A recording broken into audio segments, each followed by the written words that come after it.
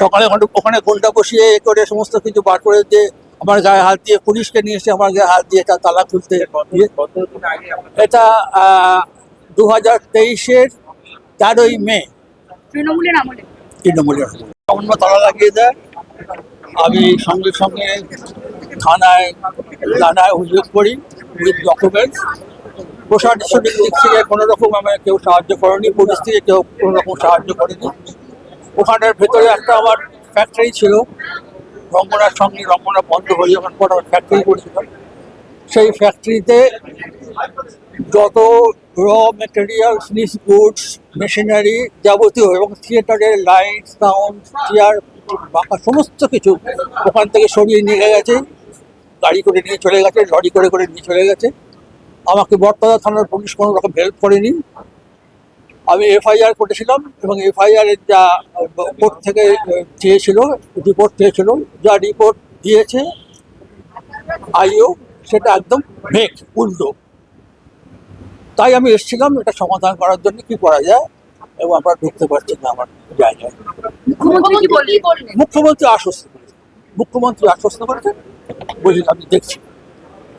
আমার আশা আছে উনি নিশ্চয়ই কিছু করবেন।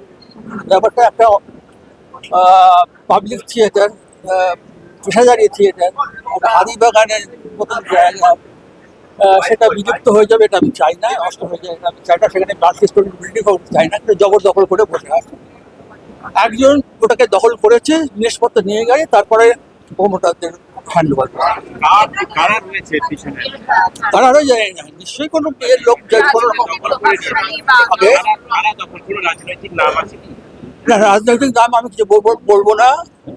যারা প্রশাসনিক দিক থেকে যখন আমাকে কোনো সাহায্য করেনি, তখন রাজনৈতিক দিক থেকে তারা বুঝতেই পারছে না। এফআইআর করেছিলাম ওই ছেলেটির নামে এবং মালপত্র সমস্ত বার করে নিয়ে যাবার জন্য। ওই ছেলেটির নাম ছিল জ্যোতির্ময় আর্য। আশা করেছিল, আমি জানি না, নাহলে সাহস পাবে কোত্থেকে। সকালে ওখানে ঘন্টা বসিয়ে এ করে সমস্ত কিছু বার করে দিয়ে আমার গায়ে হাত দিয়ে পুলিশকে নিয়ে এসে আমার গায়ে হাত দিয়ে তার তালা খুলতে এটা 2023-এর 13ই মে তৃণমূলের আমলে। আমার নাম হীরক মুখার্জি।